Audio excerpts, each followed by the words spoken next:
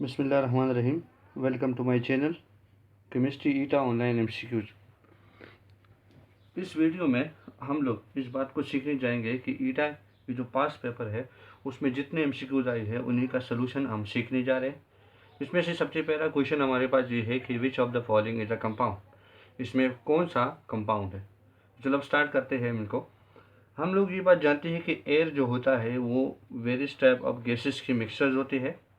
उनमें कौन कौन सी गैसेज है? ऑक्सीजन, नाइट्रोजन, कार्बन डाइऑक्साइड और वाटर। तो मतलब ये तो मिक्सचर है, ये तो नहीं है। तो ऑप्शन ए इज़ रॉन्ग।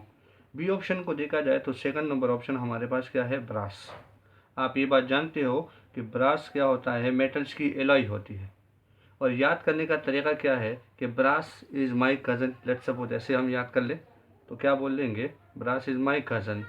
तो कज़न का मतलब क्या हो गया कि इसमें कापर होगा और दूसरा मेटल क्या होगा? जिंक। तो कापर और जिंक दोनों को मिला के ये एलॉय बनता है। तो ये ऑप्शन भी नहीं है बिकॉज ये मिक्सचर है। तो this B option is also wrong. C option को देखा जाए तो हमारे पास क्या है? O2। और O2 अगर देखा जाए तो O2 है होमो एटॉमिक मॉलिक्यूल। और होमो एटॉमिक मॉलिक्यूल वो हमारे पास क्या है? वो आप लोग काउंट करोगे, अब नई एडिशन के मुताबिक आप इसको काउंट करोगे एलिमेंट में।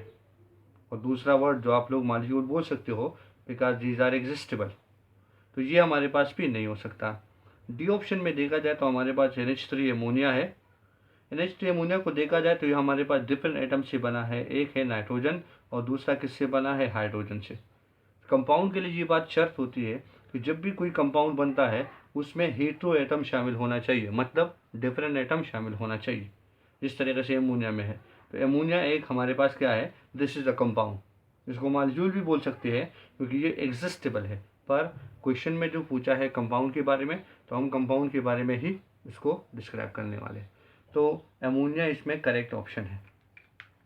अब दूसरे नंबर एमसीक्यूज को देखते हैं कि दूसरा वाला हम किस तरीके से सॉल्व कर लें।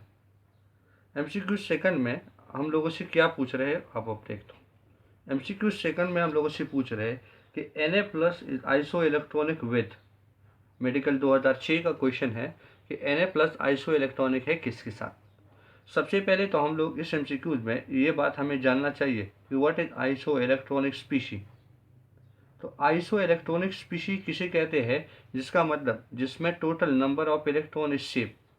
Total number of electron is same, जिसमें टोटल नंबर ऑफ इलेक्ट्रॉन क्या हो? वो बराबर हो। चलो अब देखते हैं। हमारे साथ जो क्वेश्चन में दी गया है तो वो है Na+। तो हम इस बात को जानते हैं कि सोडियम का एटॉमिक नंबर है 11।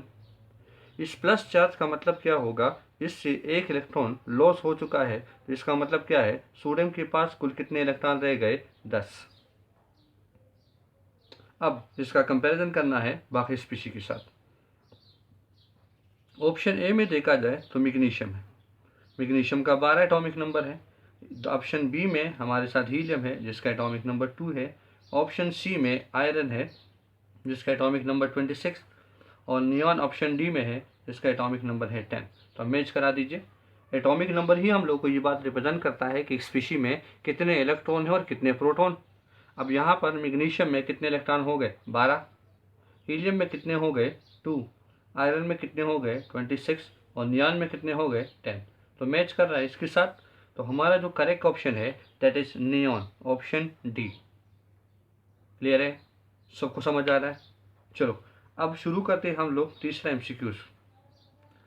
तीसरा एमसीक्यूज हमारे पास वो क्या बोल रहा है उनको अब ध्यान से देख लीजिए। तो तीसरे एमसीक्यूज में बोलते हैं which of the following pair have same electronic species, electronic structure. मतलब यहाँ पर बताया जाता है कि इसमें कौन सा जोड़ा है, कौन सा पेयर है जो सेम इलेक्ट्रॉनिक स्ट्रक्चर का मालिक है। मतलब इसमें कौन सी ऐसी स्पीशी है जो कि आइसो इलेक्ट्रॉनिक है। आइसो इलेक्ट्रॉनिक के बारे में मैंने आपको पिछले एमसीक्यूज में बता दिया कि ये वो स्पीशीज होती है जिसमें total number of electron same होते हैं। तो चलो इसको समझते हैं। ऑप्शन ए में दी गया है हम लोग को आर्गॉन और क्लोराइडाइन। ऑप्शन बी में हम लोग को दी गया है कैल्शियम आर्गॉन। ऑप्शन सी में दिया है magnesium sodium ion. Option D में दिया है silver and tin. Atomic number of argon देखा जाए तो 18 है और क्लोरीन का एटॉमिक नंबर है 17। पर -4 का मतलब क्या है कि इन्होंने एक इलेक्ट्रॉन एक्सेप्ट किया है। तो 17 + 1। कैल्शियम का एटॉमिक नंबर क्या है 20, आर्गान का कितना है 18। तो आप देख सकते हो कि 20 और 18 ये एक जैसे नहीं है। इसमें अगर हम देखते तो आर्गान में 18 और क्लोरीन में टोटल इलेक्ट्रॉन कितने हो गए 18। चलो बाकी को भी देखते हैं। मैग्नीशियम का एटॉमिक नंबर क्या है 12 और सोडियम का क्या है 11। पर 11 में प्लस चार्ज का मतलब यहाँ क्या होगा, एक इलेक्ट्रॉन लॉस क्या है, तो -1, इससे क्या आंसर आ जाएगा 10। सिल्वर का एटॉमिक नंबर क्या है 47 और टिन का एटॉमिक नंबर क्या है 50। तो अगर आप देख ले तो 18 18, 20 18, 12 10, 47 50, इसमें कौन मैच कर रहा है, ये स्पीशीज हमारे साथ आइसो इलेक्ट्रॉनिक है। तो the correct answer is option A. Clear हो रही है, सबको समझ आ रहा है? ओके, चलो देखते हैं, हम बाकी एमसीक्यूज को सॉल्व करने की कोशिश करने जा रहे हैं। नाउ तीसरे नंबर एमसीक्यूज में बताया जाता है कि क्लोरीन जो होता है वो नेचुरली हमारे पास क्या है, एक मिक्सचर ऑफ आइसोटोप्स होते हैं। मतलब इसमें दो आइसोटोप्स होते हैं, एक क्लोरीन 35 और एक क्लोरीन 37। 35 का परसेंटेज दिया है 75% और क्लोरीन 37 का 25%। ये नेचुरली होता है, और अगर आप लोग डिटरमाइन करना चाहते हो तो मास स्पेक्ट्रोमीटर से इसको कैलकुलेट कर सकते हैं। ईटा 2010 का एक क्वेश्चन है जो कि मेडिकल में आया था। अब आप इनको सॉल्व करते हैं कि किस तरीके से हम इसका एटॉमिक वेट निकालते हैं। एटॉमिक वेट का मतलब यहाँ पर क्या हो गया, हम लोग निकालेंगे एवरेज एटॉमिक मास। एवरेज एटॉमिक मास, तो एवरेज एटॉमिक मास को हम किस तरीके से निकालते हैं, इसका शॉर्ट एक फॉर्मूला है। तो हम क्या बोलेंगे, atomic mass of first isotope. Atomic mass आप सब जानते हो, atomic mass is represented by A. तो atomic mass of first isotope, ठीक। अब क्या करेंगे, जो परसेंटेज आपको दी गया है, जैसे कि हमारे पास जो भी हो इस स्पीशीज का, तो परसेंटेज से इसको मल्टीप्लाई कर देंगे, डिवाइडेड बाई किसमें ले रहे, हम लोग इसको ले रहे 100 में। इसको बंद कर ले। अब कितने आइसोटोप हमारे पास है, 2, तो साइन लगाएंगे प्लस। अब क्या कर दूं, atomic mass of second isotope क्या कर दूं, मल्टीप्लाई बाय परसेंटेज, जितना आपको परसेंटेज दिया हो, और divided by what, divided by आप इसको 100 से डिवाइड कर लो। तो सॉल्व करते हैं। अगर मान ले मैं क्लोरीन का एवरेज एटॉमिक मास मालूम करने जा रहा हूँ, क्लोरीन का क्या निकालने जा रहे हैं, एवरेज एटॉमिक मास। तो एवरेज एटॉमिक मास हम किस तरीके से निकालते हैं, तो चलो देखते हैं। Average atomic mass, AAM for average atomic मास। तो क्लोरीन का एवरेज एटॉमिक मास निकालेंगे।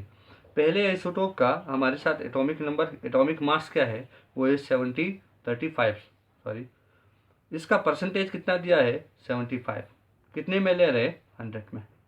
ब्रैकेट बंद कर ले, साइन लगाएंगे प्लस।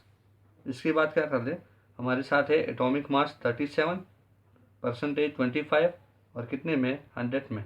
तो सोल्व करने से आंसर आ जाएगा 35.5। तो this is the average atomic mass of chlorine. So the correct answer is what, B, 35.5। चलो, तो अब हम लोग 500 MCQs भी करा देते हैं। इसमें क्या बोलते हैं अब देख लीजिए। क्वेश्चन नंबर 5 में बताया जाता है how many hydrogen atom are present in 1 mole of water. एक मोल वाटर में हाइड्रोजन के कितने एटम्स होते हैं। इसका तरीकाकार ऐसे होगा, आप लोग अपने लिए वाटर का फार्मूला लिख दीजिए। तो ये हो गया H2O। अगर हम ये बात रिप्रेजेंट कर दें तो वाटर हम लोगों ने कितना ले लिया, 1 मॉलिक्यूल।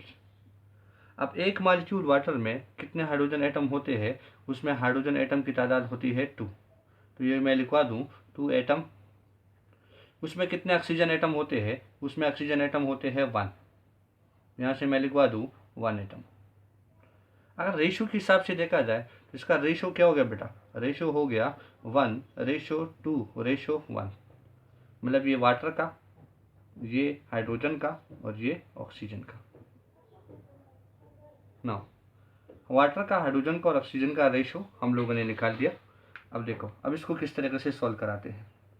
तो सॉल्व करना ऐसे होगा कि 1 मोल वाटर में अब हमारे पास कितने ऑक्सीजन एटम होंगे।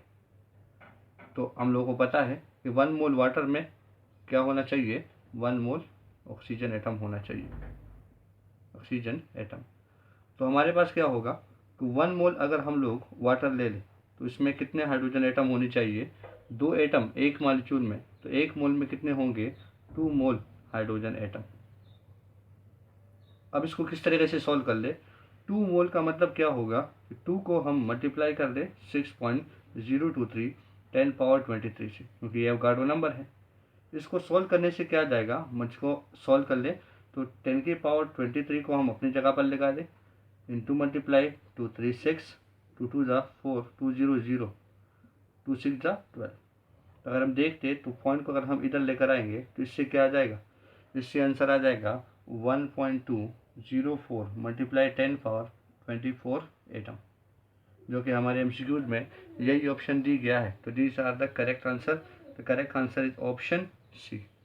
Thank you for watching my video. अल्लाह हाफिज़।